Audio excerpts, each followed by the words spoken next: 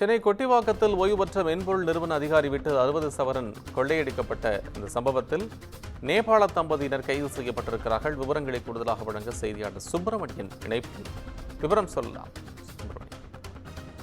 சென்னை கொட்டிவாக்கம் லட்சுமண பெருமாள் தெருவை சேர்ந்தவர் மகேஷ்குமார். இவர் தனியார் மென்பொருள் நிறுவனத்தில் அதிகாரியாக பணியாற்றி ஓய்வு பெற்றவர்.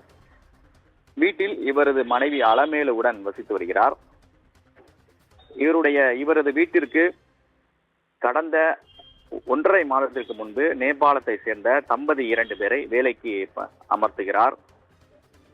இந்த நிலையில் வீட்டை பூட்டிவிட்டு மகேஷ்குமார் தனது மனைவி அலமேலுடன் காவேரிப்பாக்கம் பகுதியில் இருக்கக்கூடிய கோவிலுக்கு, குலதெய்வ கோவிலுக்கு சென்றிருக்கிறார். திரும்பி வந்து வீட்டை பார்த்தபோது தம்பதி வீட்டில் இல்லை.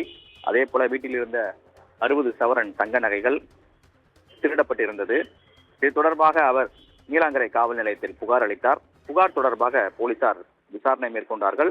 விசாரணையின் போது நேபாள தம்பதியான ரமாஸ் மற்றும் பினிதா ஆகிய 2 பேருமே நேபாளத்திற்கு நகைகளோடு தப்பி செல்ல முயன்று கொண்டிருப்பதை தெரிய வந்தது. உடனடியாக தனிப்படை போலீசார் அவர்கள் 2 பேரையும் கைது செய்து 60 சவரன் தங்க நகைகளை மீட்டிருக்கிறார்கள்.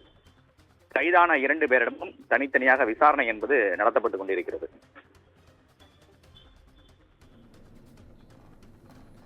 உங்கள் அன்பு விவரங்களுக்கு நன்றி.